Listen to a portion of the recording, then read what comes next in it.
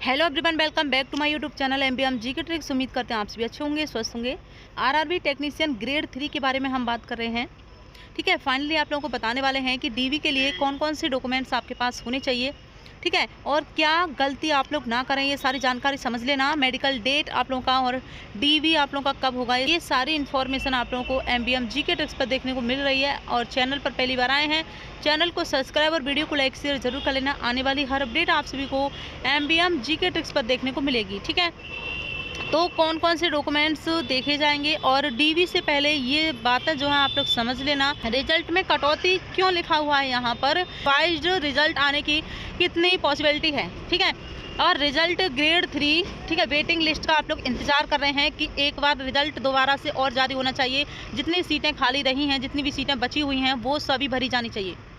ये जो आप लोगों का रिजल्ट जारी हुआ है, इसमें कुछ ऐसा हुआ है, बहुत सारे कैंडिडेट्स के कमेंट्स आए थे कि हमारा इतना नंबर है। आप बोल रही थी कि 10 नंबर, 5 नंबर, 12 नंबर तक नॉर्मलाइजेशन में बढ़ने वाला है, लेकिन हमारा तो सिर्फ 4 नंबर बढ़ा है। ठीक है, लेकिन यहाँ पर आप लोगों को विद प्रूफ हम बताने वाले हैं कितना नंबर तक नॉर्मलाइजेशन में बढ़ा है।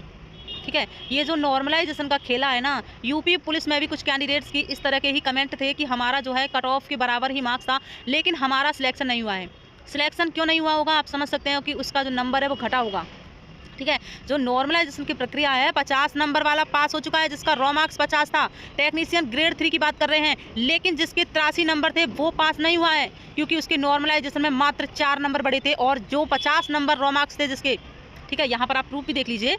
ये लोग आप लोग देख सकते हैं, यहाँ पर ये कमेंट था इनका कि 83, ठीक है, इनके नंबर थे 83, ठीक है, ओबीसी से। ठीक, लेकिन इन्होंने पूछा था कि नॉर्मलाइजेशन कितना मार्क्स तक मिल सकता है। हमने यहाँ पर इनको रिप्लाई दिया था कि अगर हार्डशिप से हैं तो नॉर्मलाइजेशन भर भर के मिलता है। विद प्रूफ आप देख लीजिए, यहाँ पर इनका 83 पॉइंट में रॉ मार्क्स था, बाकी 4 नंबर इनका जो है नॉर्मलाइजेशन में बढ़ा। ठीक है, और शायद जो है इनका सिलेक्शन नहीं हो पाया है। ठीक है, शायद, बट यहाँ पर आप लोग देख लीजिए, ये आप लोग यहाँ देख सकते हैं, इनका जो मार्क्स था यहाँ पर 43 नंबर तक नॉर्मलाइजेशन अंक मिला है। ठीक है, हमने आप लोगों को बताया था जो नॉर्मलाइजेशन का खेला है, नॉर्मलाइजेशन का चक्र है, वो किस तरह से चलता है। भैया एसएससी जानता है, आरआरबी जानता है, कोई नहीं बता सकता भाई। देखिए यहाँ पर इनके रॉ मार्क्स थे मात्र 50। ठीक है, यहाँ पर देख सकते हैं, ठीक है, 50 रॉ मार्क्स थे, और यहाँ पर देख सकते हैं 93 पर। ठीक है, इनका 93 हो चुका है। नॉर्मलाइज मार्क्स आप देख सकते हैं, और इनकी जो शिफ्ट थी आप देख सकते हैं कितने कैंडिडेट्स बैठे थे, 43 कैंडिडेट्स। ठीक है, तो 43 नंबर इनका जो है नॉर्मलाइज स्कोर बढ़ा है। ठीक है, और आप कमेंट्स जरूर करना कि आप किस शिफ्ट से थे, कितना नंबर आप लोगों का बढ़ा है, क्या किसी का 20 नंबर, 25 नंबर, 10 नंबर, 12 नंबर, ठीक है, 15 नंबर, किस किस का बढ़ा है आप लोग बता देना। बाकी आप लोग यहाँ पर देख सकते हैं, यही नॉर्मलाइजेशन का चक्र है जो कि आप लोग को यहाँ पर दिखा दिया है। जिसका कम नंबर होता है वो पास हो जाता है। ठीक है, बाकी आप ये सिलीगुड़ी का है। ठीक है, सिलीगुड़ी का है। ठीक है, तो यहाँ पर आप लोग समझ चुके होंगे। बाकी क्या होता है क्या नहीं होता है वो देखा जाएगा। और अभी जो वेटिंग लिस्ट का इंतजार कर रहे हैं, रिवाइज्ड रिजल्ट का इंतजार कर रहे हैं, तो यहाँ पर बता दें कोई भी इन्फॉर्मेशन नहीं दी गई है कि रिवाइज्ड रिजल्ट जारी होगा। ठीक है, लेकिन हाँ, अगर कोई बड़ा चैनल आवाज़ उठाए रिवाइज्ड रिजल्ट के लिए, और इस जानकारी को आप लोग साझा जरूर कर लेना, ताकि जन जन तक ये जानकारी जाए और किसी बड़े चैनल तक ये जानकारी जाए, ताकि आप लोगों के लिए वो भी आवाज़ उठाएं कि एक रिवाइज्ड रिजल्ट भी आउट होना चाहिए। ठीक है, कमेंट्स आए थे हमारे पास कि किसी किसी जोन में जो है कम रिजल्ट जारी हुआ है, सीट के हिसाब से रिजल्ट नहीं आया है।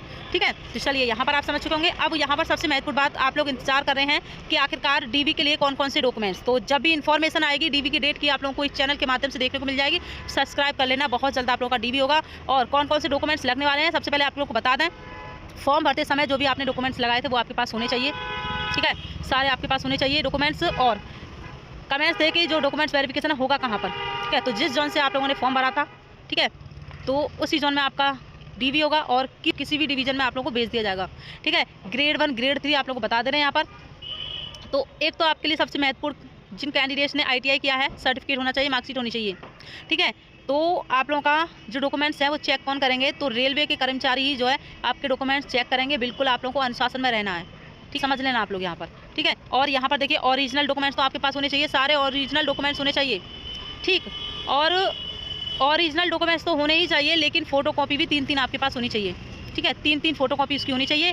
बाकी लेटेस्ट फोटो आपके पास होने चाहिए, जो फॉर्म भरते समय आप लोगों ने लगाया था वो भी फोटो आप अपने पास रख लेना। ठीक है, वो भी देख सकते हैं, वो फोटो भी अपने पास रखना। बाकी लेटेस्ट अगर वो नहीं है, ठीक है, अगर वो फोटो नहीं है आप लोगों के पास, तो लेटेस्ट फोटो आपके पास होने चाहिए। 10 या 12 फोटो तक आप अपने पास रखना। ठीक है, वैसे तो 6-7 लगेंगे, बाकी आप लोग रख लेना एक्स्ट्रा। ठीक है, तो अब यहाँ पर पासपोर्ट साइज़ फ़ोटो होने चाहिए। ठीक है, पासपोर्ट साइज़ फ़ोटो होना चाहिए। पासपोर्ट साइज़ फ़ोटो, ठीक है, कलर में। अब यहाँ पर आपका एडमिट कार्ड होना चाहिए, जो आपने एग्जाम दिया है वो वाला एडमिट कार्ड, वो मांग सकते हैं, ठीक है। चरित्र प्रमाण पत्र होना चाहिए और एक एफिडेविट बनवा लेना अगर आपके खिलाफ कोई भी FIR दर्ज वगैरह हो तो, ठीक है।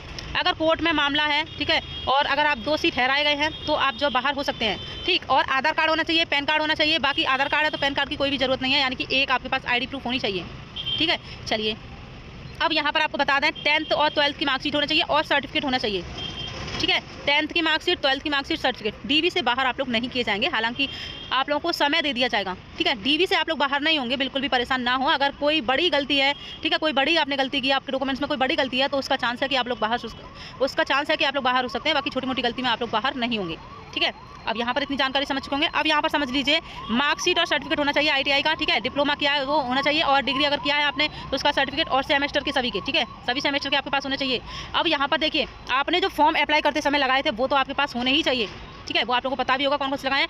अब यहाँ पर क्या है कि कास्ट सर्टिफिकेट, अगर आप SC और ST कैंडिडेट्स हैं तो 5 ईयर का है, बिल्कुल चल जाएगा, 4 ईयर है, ठीक है, लेकिन ज़्यादा पुराना भी नहीं होना चाहिए। लेकिन जो OBC और देखिए ये आपके पास होना चाहिए सेंट्रल लेवल के, ठीक है, सेंट्रल लेवल के होने चाहिए। OBC की बात करें तो एक साल से पुराना ना होना चाहिए और NCL की हम यहाँ बात करें तो 1 साल से पुराना आप लोगों का कास्ट सर्टिफिकेट नहीं होना चाहिए, ठीक है।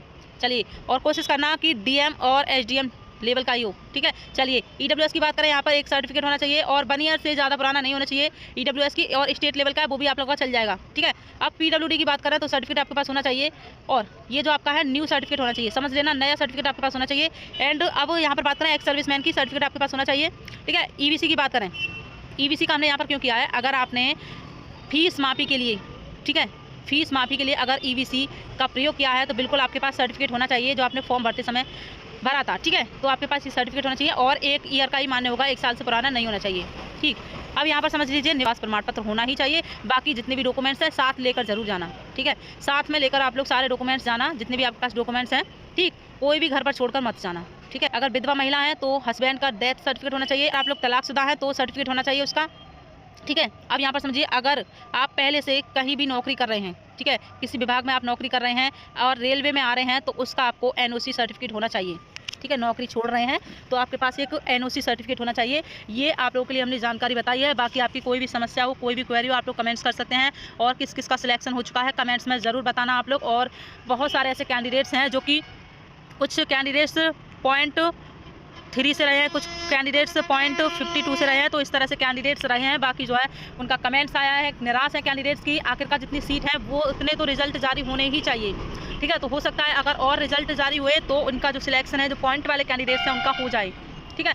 और देखिए कहीं तो नॉर्मलाइजेशन में नंबर बढ़े हैं 43, ठीक है, हालांकि वो अपने शिफ्ट का टॉपर रहा होगा कैंडिडेट, अपने शिफ्ट का टॉपर ही होगा। बाकी जो और कैंडिडेट्स होंगे 43 कैंडिडेट्स होंगे तो वो उनसे बहुत ज़्यादा कमज़ोर होंगे, ठीक है। चलिए तो किसी को मिला है पॉइंट, ठीक है, पॉइंट में भी नॉर्मलाइजेशन मिला है, किसी को 1.52 मिला है, इस तरह का मिला है, और किसी को भैया भर भर के नॉर्मलाइजेशन मिल चुका है। तो आप यहाँ समझ सकते हैं। बाकी इस जानकारी को साझा जरूर कर लेना, ठीक है, सभी तक ये जानकारी जानी चाहिए जिससे आप लोगों की मदद हो, ठीक। चलिए मिलते हैं किसी नेक्स्ट अपडेट्स का, तब तक के लिए बाय बाय, जय हिंद।